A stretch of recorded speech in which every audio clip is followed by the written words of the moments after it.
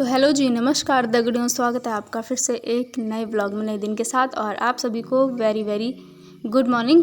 और आज मैं उठ चुकी हूँ 5 बजे। तो बाहर देख रही हूँ मैं तो इतना अंधेरा हो रखा है, दरवाज़ा तो खोल दिया मैंने। तो आज मेरी नींद 5 बजे खुल गई। जब खुल गई तो मैंने कहा चलो दोबारा अब झपकी क्या लेंगे, उठ ही जाते हैं। तो बाहर कुछ इस तरीके से अंधेरा हो रखा है, अभी स्ट्रीट लाइट जली हुई है और उधर से सूर्यदेव भी प्रकट होने वाले हैं।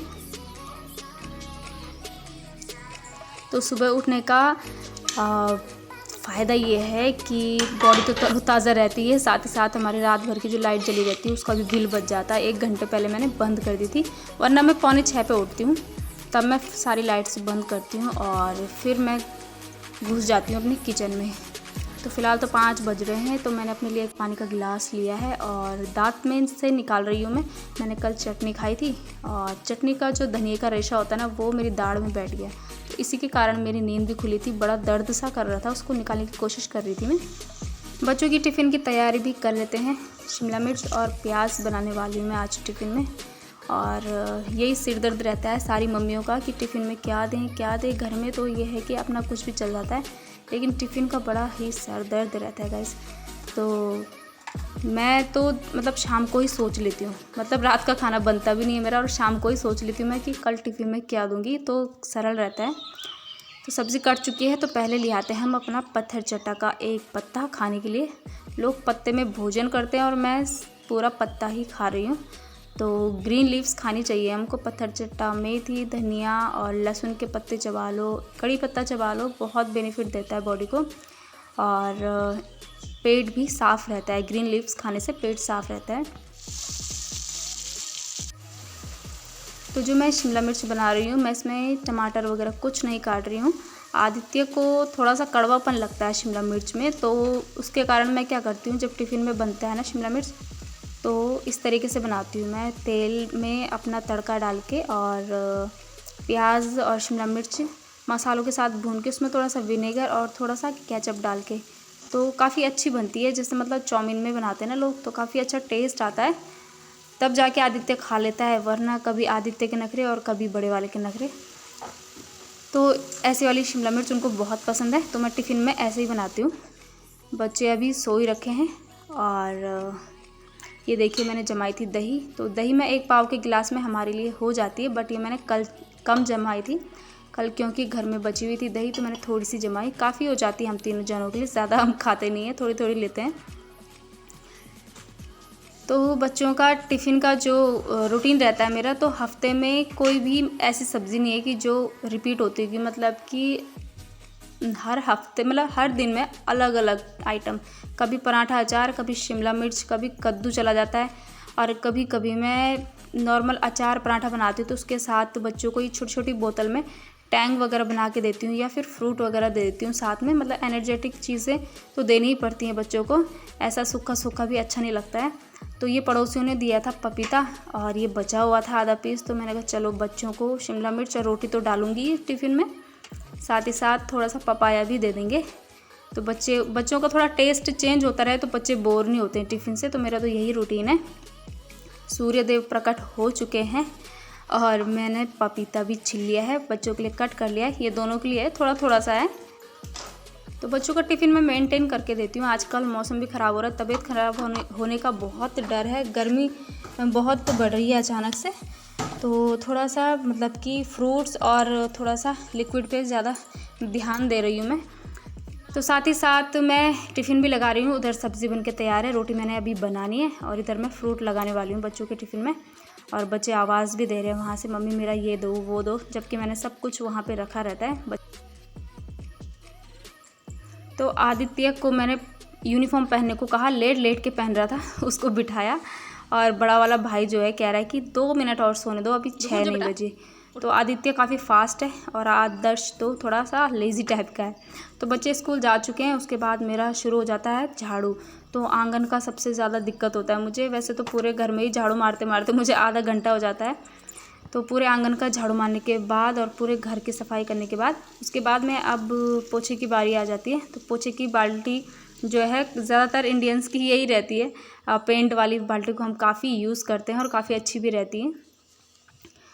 और ये देखिए ये रैक मैंने लिया है ऑनलाइन शॉपिंग करा था, मीशो से ही मंगवाया था या फिर फ्लिपकार्ट से, मुझे याद भी नहीं आ रहा है। काफ़ी अच्छा है, मेटल का है, स्टिक अच्छे से हो रखा है और हैवी लोडेड, मतलब कि सामान जितना भी मतलब पूरा आ जाता है इसमें, हिलता डुलता नहीं है। और ये पहले का जो लगाया था ना ठेकेदार भैया ने, बिल्कुल इसमें कुछ आता ही नहीं है। साबुन के लिए, शैम्पू के लिए सांचे तो बने हैं, बट इसमें आता कुछ भी ढंग से सामान है नहीं, तो मुझे ये मंगवाना पड़ा।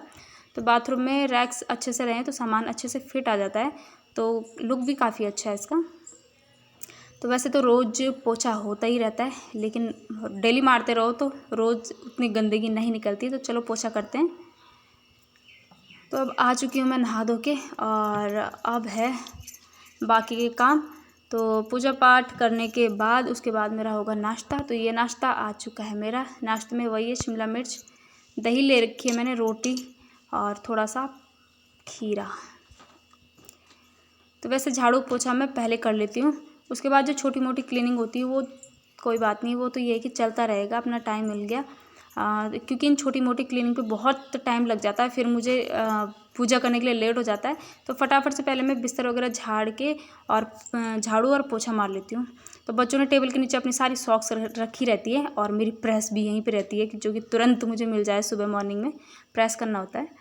तो ये कमरा तो मैं सेट करके अब चलते हैं बच्चों के कमरे में। तो बच्चों के कमरे में भी थोड़ी बहुत डस्टिंग तो करनी ही पड़ती है सब जगह। तो खिड़कियां तो मैं सुबह साफ़ कर लेती हूँ पोछे के साथ, बाकी थोड़ा बहुत। और ड्राइंग रूम में मैं पूरे चारों तरफ कर्टेन इस तरीके से बंद कर देती हूँ, और खिड़कियाँ मेरी बंद ही रहती है। ड्राइंग रूम की खिड़कियाँ मैं खोलती ही नहीं हूँ कभी, बहुत कम। तो इस तरीके से बंद कर देती हूँ, तो मुझे काफ़ी अच्छा सा लगता है कि मतलब पर्दे अच्छे से सेट रहें। तो बच्चों का कमरा भी साफ़ हो चुका है, और सारे कमरे साफ़ करने के बाद अब है किचन की बारी।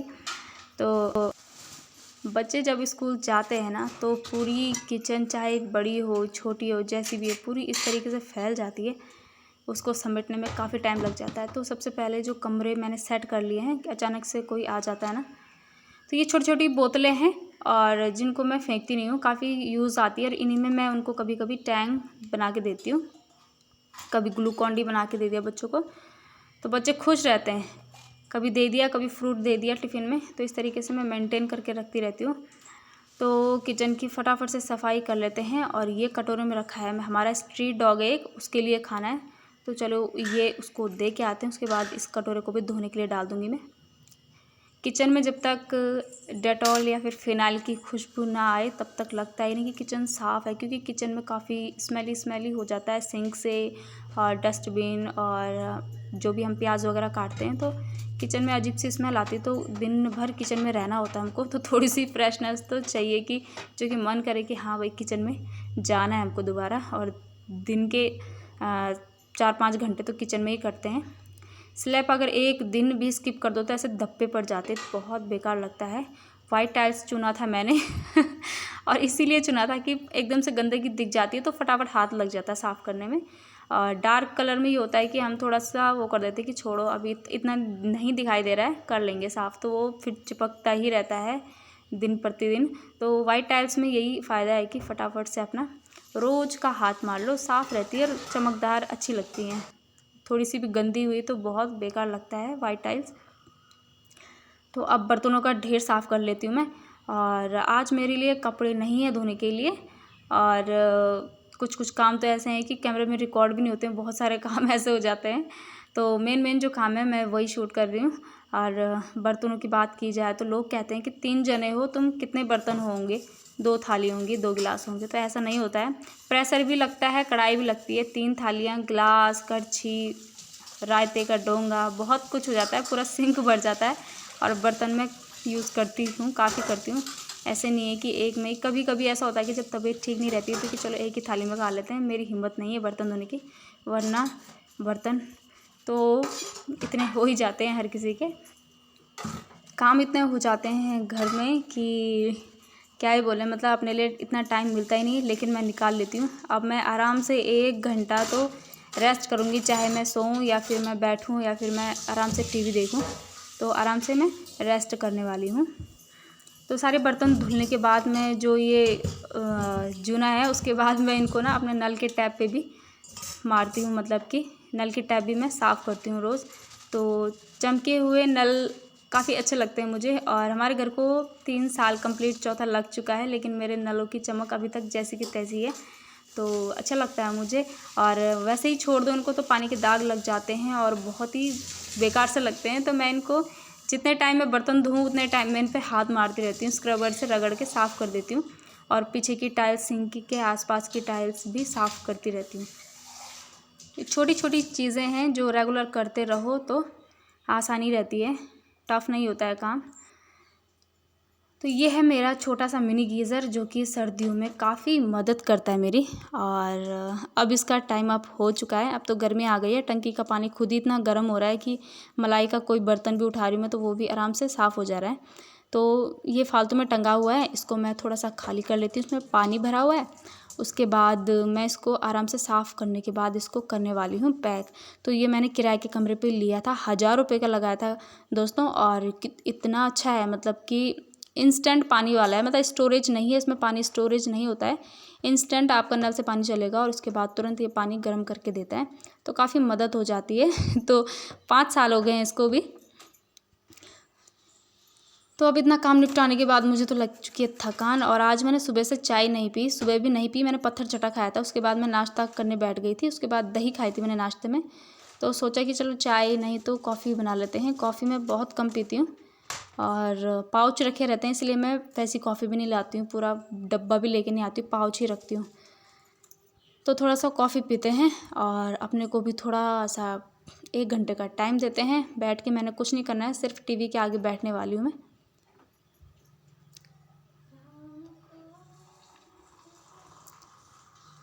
तो ये बन चुकी है हमारी कॉफ़ी और इस कॉफ़ी को लेके चलते हैं हम टीवी वाले रूम में। तो मेरा आ रहा है फेवरेट सीरियल, मुझे काफ़ी अच्छा लगता है। राधिका का कैरेक्टर मुझे बहुत पसंद है, सारे नाटकों से डिफरेंट नाटक है। और इसको देखने के लिए मैं बैठ गई हूँ। और अभी 1 घंटा मैं अपने को रेस्ट दूंगी और उसके बाद फिर से निकल पड़ेगी हमारी ट्रेन। कहाँ के लिए? किचन के लिए। और किचन में रहता है बहुत सारा काम, मतलब कि खाना बनाने की तैयारी शुरू हो जाएगी। तो ये थी मेरी 5 से 12 बजे तक की दिनचर्या। होप आप लोगों को पसंद आया होगा। तो मिलते हैं आपको ऐसे ही किसी नेक्स्ट वीडियो में।